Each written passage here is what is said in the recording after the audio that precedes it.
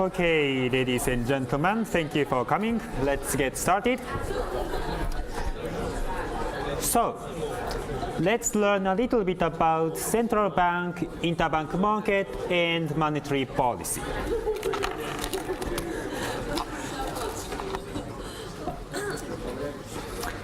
The central bank is the bank of banks, and only banks and the government can have a bank account in the central bank. So let's say, well, in this example, let's say the government has 200 billion pounds, Barclays have 50 billion pounds, NatWest has 40 billion pounds in the central bank. The cash that banks have in their bank account in the central bank is called bank reserve. The law requires that all regulated banks should have at least a certain amount of bank reserve in the central bank, but that's not the main reason why they hold bank reserve. Indeed, there are many banks that have bank reserve, significantly more bank reserve than is required by law. Depending on the country, some central banks in some countries may pay some small interest to excess reserve, the part of bank reserve that goes above the legally required amount is called excess reserve, and some central banks in some countries pay small interest to excess reserve. But again, that's not the only reason why many banks hold bank reserve. Bank reserve is simply useful for the purpose of transactions and settlement. Suppose, for example, that Barclays buys some government bonds from the government and wants to pay 1 billion pounds to the government. Suppose Barclays wants to pay 1 billion pounds to the government. Because both Barclays and the government have a bank account in the central bank, the transaction is extremely easy. The central bank simply deducts 1 billion pounds from Barclays' account and increases the government's account by the same amount. The transaction is done.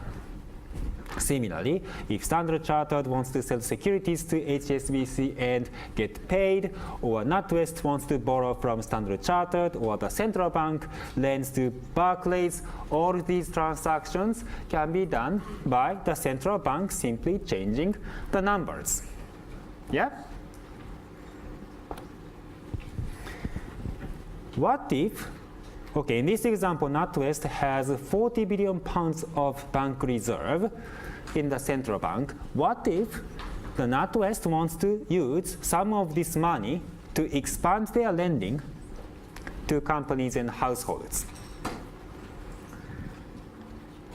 Other companies and households do not have bank account in the central bank, so that cannot be done by the central bank simply changing the numbers. I cannot pay to Amazon using my debit account with NatWest because both me and Amazon have bank account in NatWest. Okay? Even if I have bank account in NatWest and Amazon has an account in Barclays, I still can use debit card because both NatWest and Barclays have bank account in the central bank. Okay? These transactions can be done by simply changing the numbers. However, if I want to give allowance to my little nephew, and if he doesn't have bank account, that cannot be done simply by changing the numbers. I have to actually withdraw cash to give allowance to my nephew. Similarly, if NatWest wants to use some of this money to expand their loans to companies and households, the NatWest has to actually withdraw cash. So they hire some secure car with security boxes and lots of tough-looking security guards, and they actually go to the central bank to literally withdraw cash, banknotes, okay? And similarly, if NatWest wants to increase their bank reserve, not by borrowing from other banks or being paid by other banks, the NatWest should again hire a security car and goes to the central bank to deposit actual cash. Does that make sense? Okay. So because all banks have a bank account in the central bank, banks lending and borrowing with one another is easily done. The market in which banks lend to and borrow from one another is called interbank market or interbank lending market. Banks lend to and borrow from one another typically for a very short period of time, such as 1 day or 1 week. The interest rate, the interbank rate, refers to the interest rate at which this lending and borrowing between the banks takes place. The interbank rate is determined in equilibrium, being influenced by demand and supply condition in the interbank market. So before that, it is not that there is a single interest rate at which all banks lend to one another. No, by now you must have understood that interest rate depends on who borrows, for how long, on what condition, okay? So the interbank rate, of course, depends on who the borrower is, and the LIBOR, as we studied in week 8, LIBOR gives a good measure of the average level of interbank rates. Yes? If many banks have plenty of bank reserve ready to be lent out to other banks, well, then there is a high supply of bank reserve, so the equilibrium interest rate, the equilibrium interbank rate can be relatively low. And conversely, if many banks want to borrow bank reserve from other banks, but not many banks have enough bank reserve to lend to other banks, then in equilibrium, the interbank rate can be very high. The bank's ability to be able to borrow short-term money from other banks is very important for the financial system. So if the central bank thinks that there isn't enough bank reserve in the interbank market, and the banks have trouble getting short-term money from other banks, then the central bank steps in and supply a lot of money into this interbank market so that these banks can get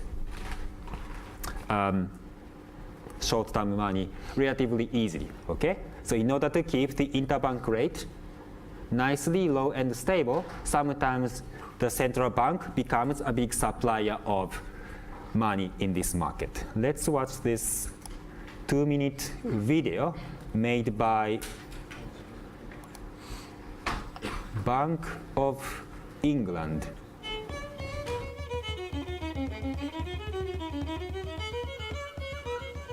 Banks and other financial institutions don't just lend to us. They also lend and borrow to and from each other. This lending, along with all the payments made between banks to transfer money around, means the financial system is all linked together. It's a massive flow of money along a huge labyrinth of channels. A hold-up in payments getting through in one place can very quickly affect others further on downstream. So to manage their money, banks will often borrow short-term, including overnight, from one another, and occasionally from the Bank of England, to ensure they have sufficient funds to make payments that are due on a day-to-day basis. Confidence is the water that keeps the system flowing. Confidence that if you put your money in, you will be able to get it back again. But if doubts creep in, depositors might start to withdraw their money, and other banks will be less likely to want to lend money. In the 2007 financial crisis, doubts spread that the loans that many banks had made were going to be repaid. Banks became nervous of each other, not knowing the health of others' loans and the extent of possible losses. Confidence began to drain from the system, and the financial system started to become unstable. Lending between banks dried up and losses mounted, making it impossible for many banks to cope. The entire system almost ground to a halt and required a massive amount of support from the government and Bank of England to inject money to boost capital and liquidity. The bank's job is to spot those vulnerabilities and risks well in advance, maintaining confidence and stability. Much needed reforms were made in 2013 to make this job easier in the future.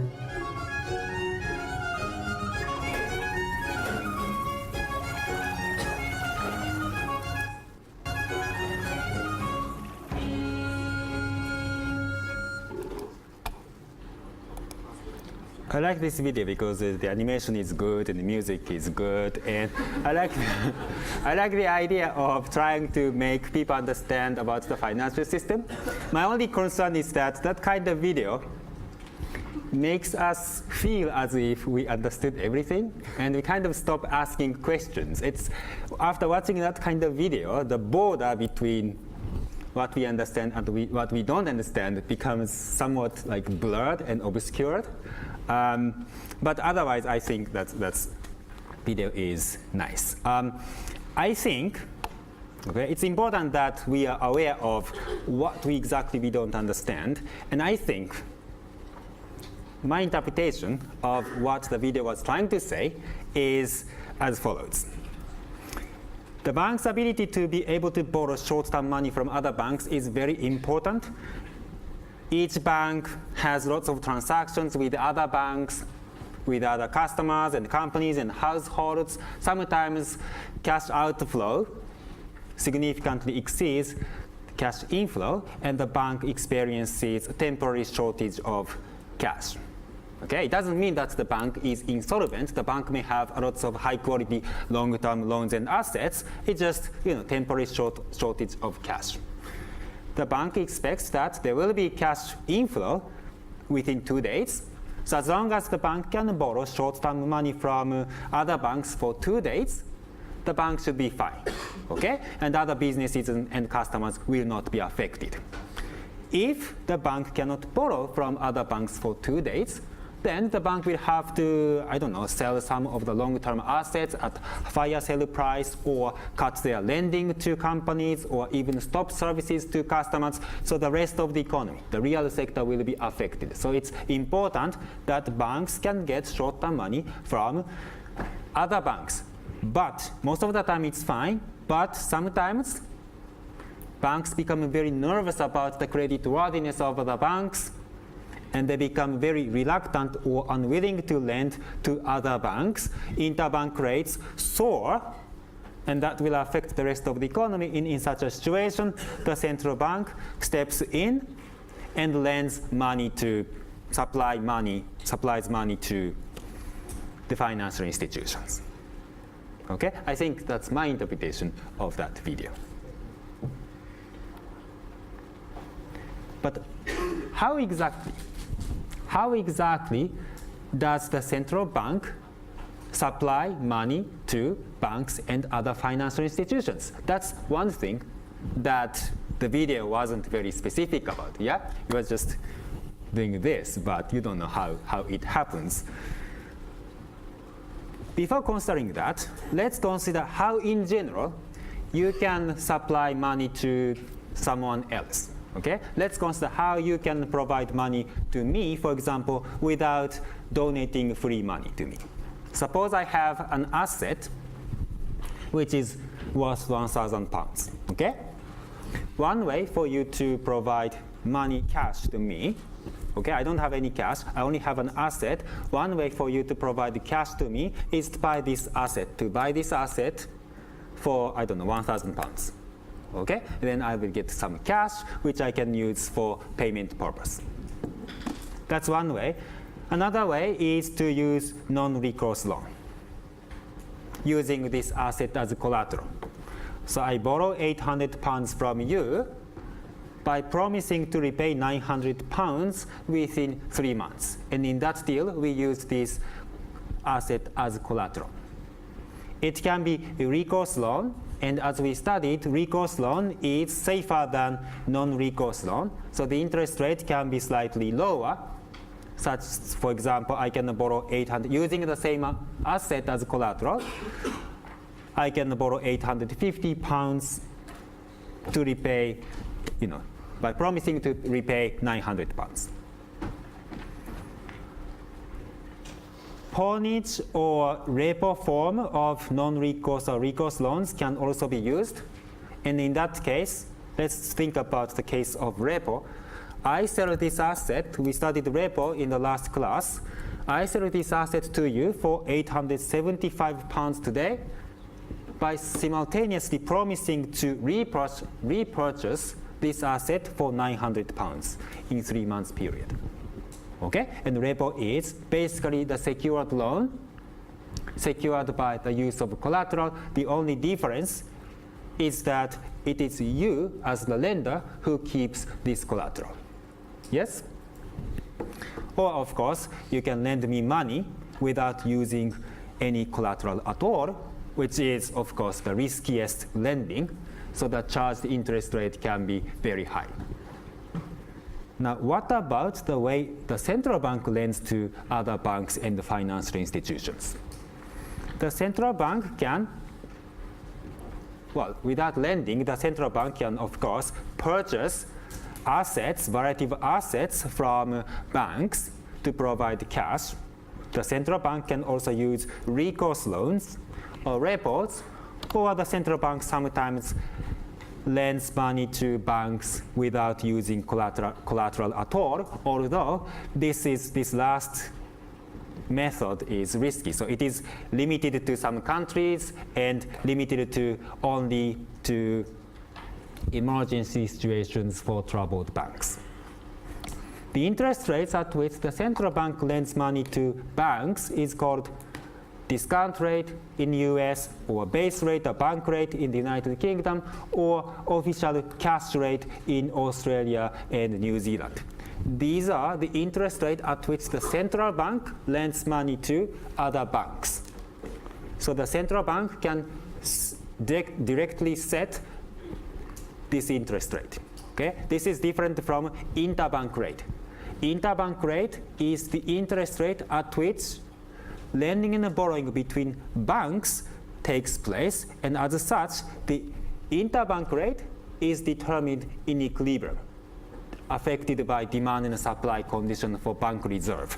So the central bank cannot directly set the interbank rate. The central bank does not say things like, okay, the interbank rate is 1%. All banks should lend and borrow from one another at 1%. The central bank cannot say that. The central bank can affect the interbank rate only indirectly by supplying a lot of money into the system. The bank rate, on the other hand, is something that the central bank can directly choose, because this is the interest rate at which the central bank lends money to banks. Okay? So the central bank sometimes lends money to banks and financial institutions to provide liquidity in the financial sector, but that's not the only time when the central bank supplies money to the economy. There is also open market operation. The open market is the market in which the central bank and other banks buy and sell bonds and other securities. So for example, an example of an open market operation can be, let's say, the central bank buying a lot of short-term government bonds from other banks. So the central bank, one day the central bank makes an announcement saying, okay, banks, the central bank is going to buy a lot of government bonds for a very good price. There are two intended effects for such an operation, which are very closely related. One intended effect of such an operation is that because the central bank becomes a big buyer of government bonds, the demand for government bonds naturally goes up. The price of government bonds goes up, which means that for investors, now government bonds are expensive investment, and investors might want to shift their investment from government securities to other bonds and securities issued by companies and households. Simple substitution effect argument. Yeah? The second intended effect is closely related to that. Actually, they are almost both sides of the same coin.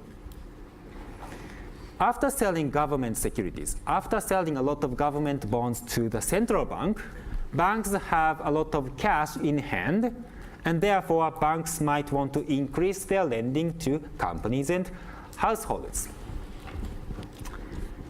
Either way, the purpose of such an operation is to stimulate the economy by encouraging banks and other investors to lend more money to companies and households so that more companies and households can spend on investment, consumption, and house purchase. Of course, there's a limitation. It doesn't always work because it relies on the substitution effect. But for investors, lending money to the government and lending money to companies and households are not always very close substitutes. So even if the government securities increase their price, investors do not necessarily expand their lending to companies and households as much as the central bank hoped. So it doesn't always work, but the idea is a simple substitution effect. This is how I would explain this substitution effect to high school students. Let's say the price of potatoes goes up. So let's say the potato production is hit by bad weather, and so this is a negative supply shock.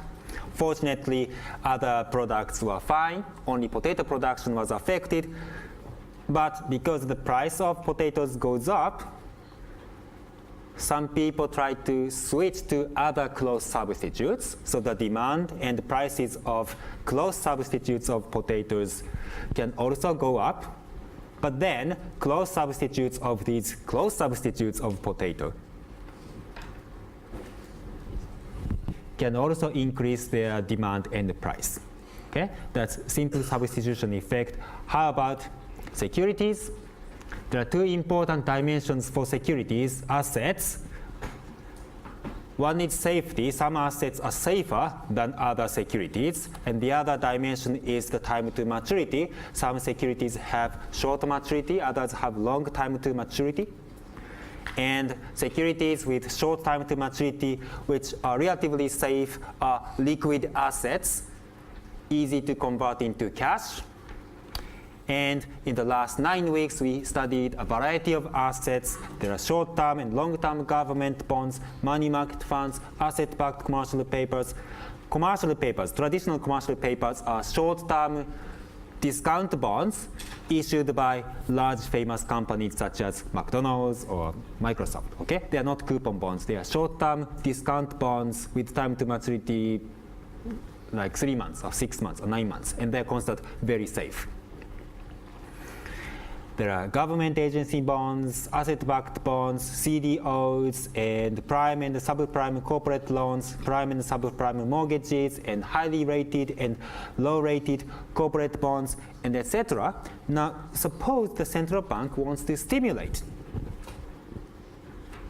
the economy by stimulating the investment by companies and households. The central bank does not lend directly to companies and households because the central bank doesn't know about us. Okay? The central bank knows the creditworthiness of McDonald's and Microsoft, but the central bank has no idea about the creditworthiness of us or local fishery or brewery or bakery in Exeter. So the central bank wants to promote lending to companies and households through other banks and investors. So the central bank does not directly lend money to companies and households. Instead, the central bank buys a variety of securities, safe ones. Okay, for example, the central bank can make an announcement saying that it is going to buy these assets. So their demand and the prices go up. And if other assets are close substitutes for investors, because these assets are now more expensive, investors might switch to other assets, like securities issued by companies and households. If I can issue a bond for high price, which means that I can borrow money for relatively low interest rate. Okay, remember what we studied in week 3. High bond price and low interest rate are both sides of the same coin. Okay, so that's the intention. However, it doesn't always work. The idea is simple, but it doesn't always work because bonds issued by companies and households are not necessarily close substitutes of these safer assets for investors. Okay?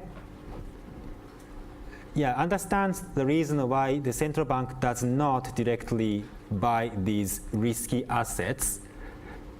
The central bank doesn't know the creditworthiness of individual companies and households, and also printing money is not free. Printing money costs. If they print, and printing 1 billion pounds is fine, but printing 100 billion pounds is not fine. If central bank prints too much money without good reasons, then people might lose their confidence in the currency, and the hyperinflation might happen, which will be the end of the monetary or financial system.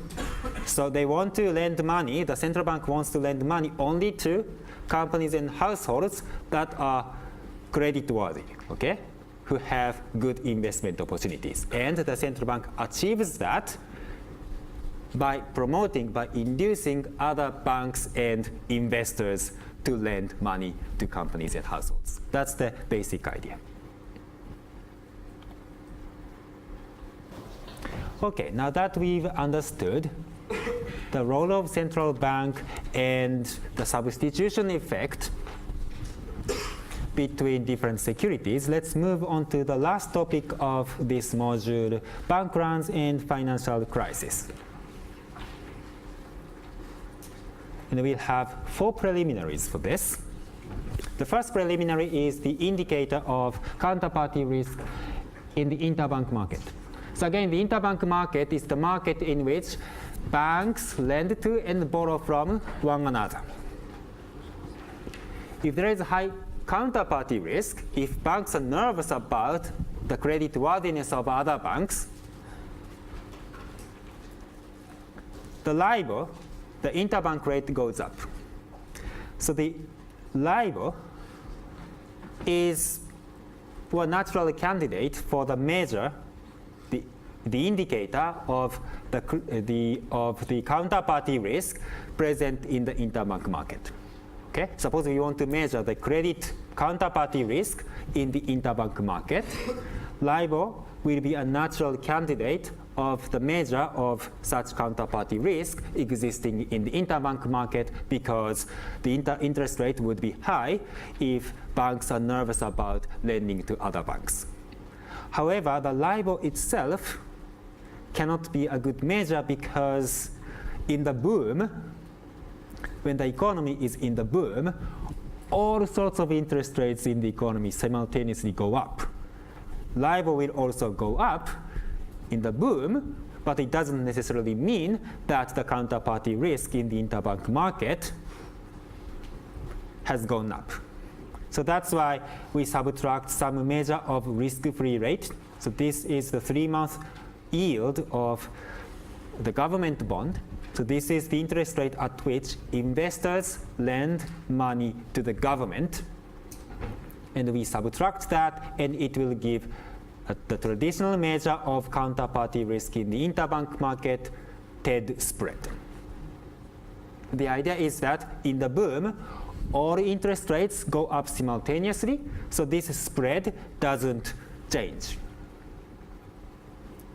Now the problem of this TED spread as the measure of counterparty risk in the interbank market is that sometimes government bonds become a very attractive investment for investors. Sometimes government bonds become very popular among investors, and in such a situation, the price of government bonds goes up, so their yield goes down, and consequently the TED spread goes up.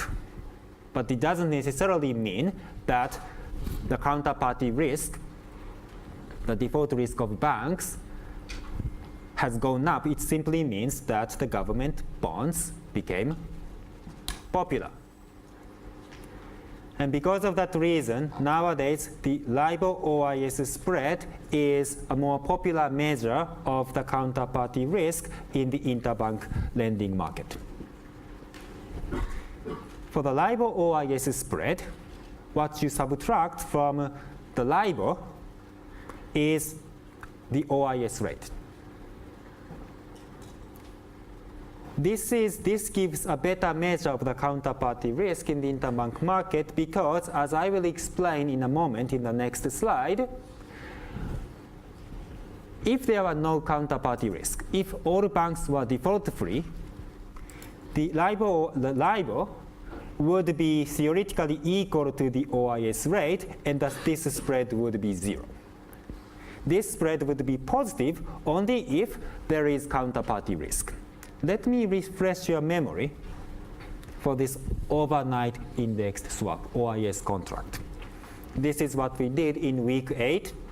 Let's consider an example in which two banks enter into a 3-month OIS contract with a notional amount 100 million pounds and the OIS rate X%, let's say 12%. Let's say Bank A is the fixed rate payer and Bank B is the floating rate, variable rate payer. After 3 months, what Bank A owes to Bank B is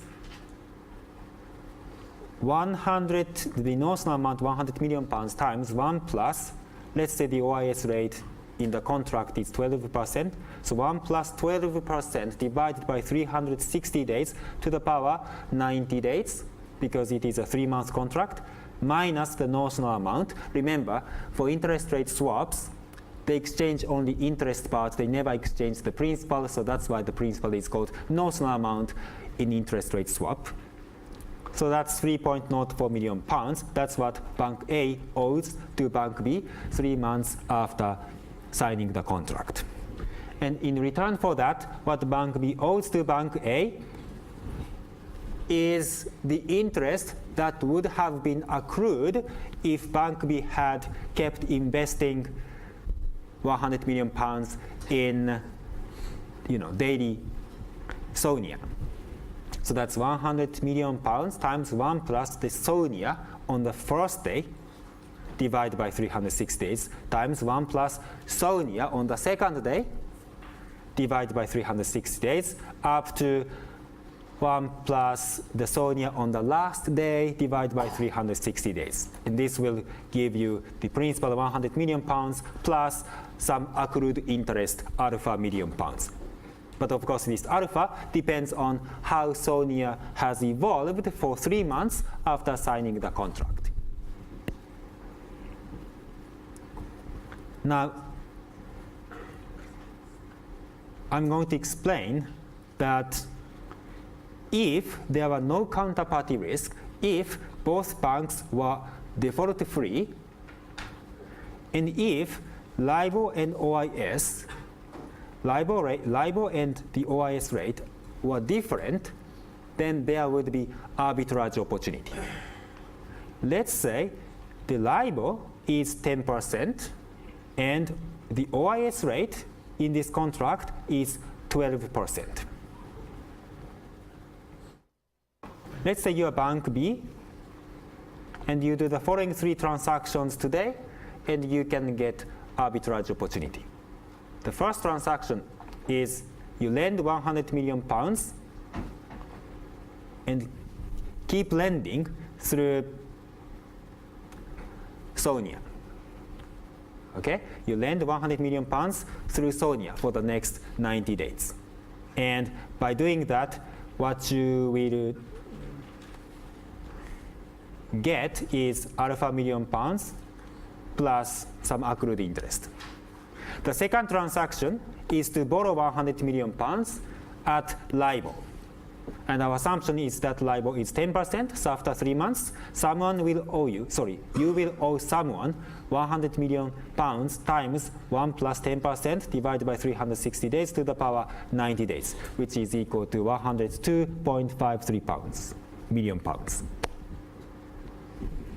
And finally, you enter into the OIS contract with the OIS rate 12% as the fixed interest rate receiver, and you do all these 3 transactions today.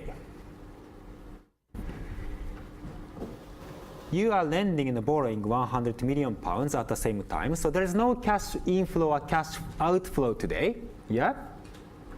3 months later, this is what you will get. You will get 100 plus alpha million pounds from the first transaction, and you will have to pay 102.53 million pounds from the second transaction. And because of this third OIS contract, you will get 3.04 million pounds in exchange for alpha million pounds. So the net is 0.51 million pounds. So by signing these 3 contracts today, there is no cash inflow, cash outflow. 3 months later, you will get 0.51 million pounds. That's arbitrage. There shouldn't be any arbitrage opportunity. So this arbitrage happens because the OIS rate, the end of the LIBOR, are different. So if there were no counterparty risk, if all banks are default free, theoretically, the OIS rate and the LIBOR rate should be equal. Of course, in reality, there is counterparty risk. Banks may default. And therefore, LIBOR will deviate from the OIS rate. Because lending through LIBOR is riskier. Remember, for the OIS contract, they only exchange the interest part. They do not exchange 100 million pounds. 100 million pounds is only the notional amount. For LIBOR, you are actually lending 100 million pounds to some other institution. You are risking 100 million pounds. So lending through LIBOR is riskier, and therefore LIBOR should be, in the real world, LIBOR should be higher than the OIS rate. Sometimes the spread is very small, which means that banks don't have high default risk. Sometimes this spread is very large, which means that banks are very much worried about lending money to other banks. Okay? So that's why this is a good measure of the counterparty risk in the interbank market. Any question?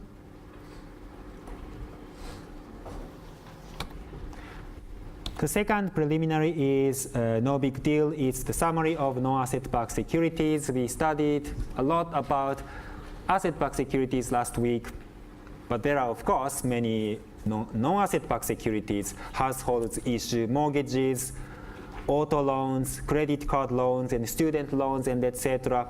Companies issue coupon bonds, commercial papers. Again, commercial papers are very short-term, zero coupon bonds issued by large famous companies, very safe. And governments and local governments and government-related agencies also issue a variety of securities. And based on these securities, based on some of these securities, asset-backed securities can also be issued. Preliminary 3 is just the summary of qualitative asset transformation. We studied regular banking, money market funds, securitization, pass-throughs, asset-backed bonds, collateralized debt obligations, asset-backed commercial paper programs, and securitized banking. In a sense, what financial institutions do through these programs somehow resembles what a local bakery does. A local bakery buys various ingredients, wheat flour, sugar, butter, and eggs, and they just mix these ingredients and raise the dough and bake it to make bread or cake. Yeah. Similarly, financial institutions acquire a variety of ingredients, a variety of assets, and mix them to issue different securities.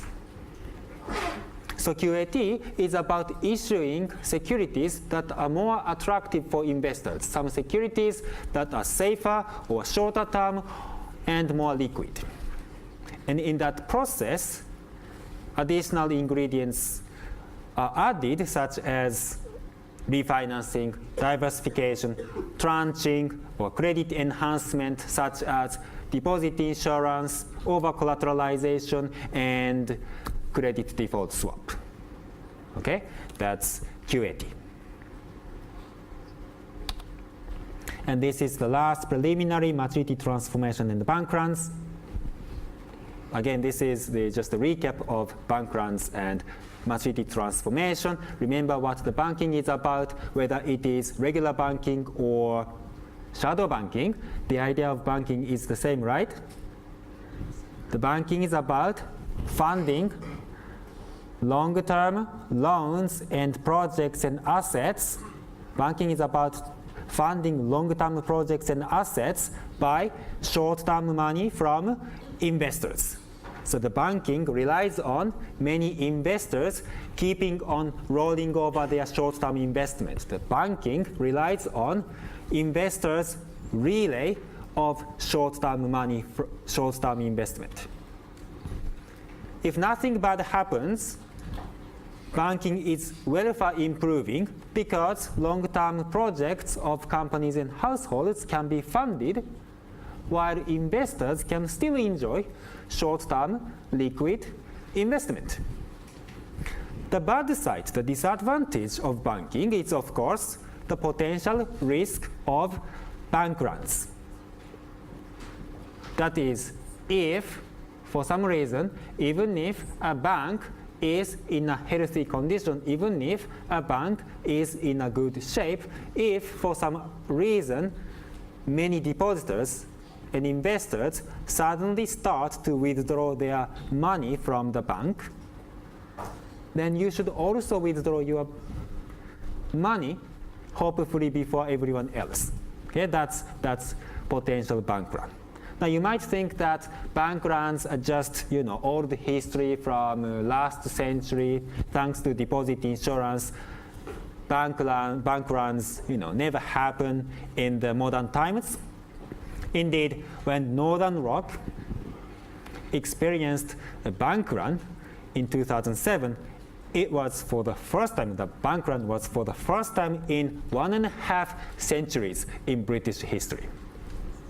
So in a sense, you are right. The classic bank runs do not happen in modern times thanks to deposit insurance.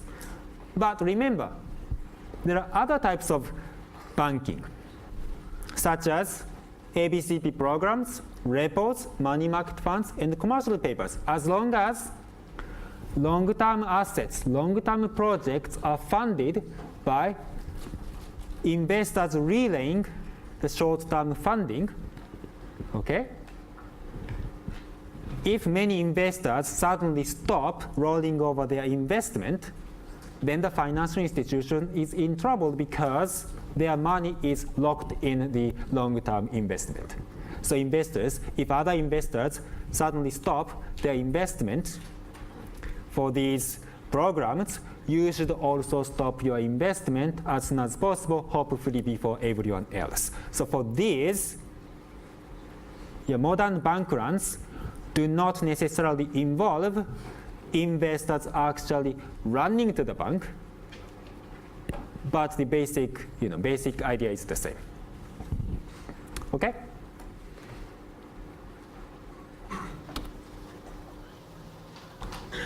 Okay, the overview of the 2007-2008 financial crisis. I'm not an expert of the history of financial crisis, so the remaining lecture is based on these 8 articles. So if you're interested in financial crisis, please download these articles from the university library and read them.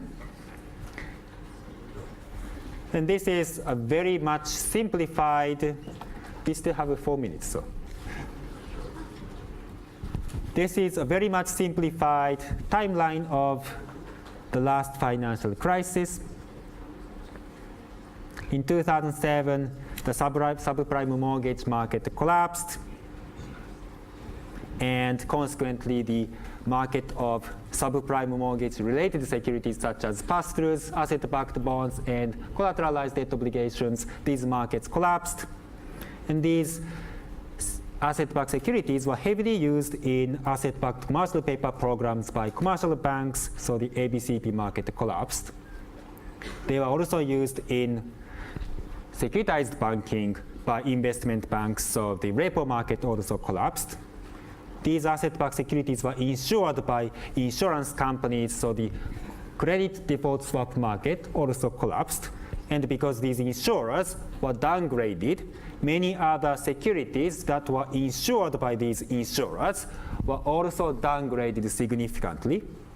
One of the investment banks was Lehman Brothers, then third largest investment bank in the United States, and they went bankrupt on 15th of September 2008, which triggered the run on money market funds, run on commercial papers, run on loan commitments.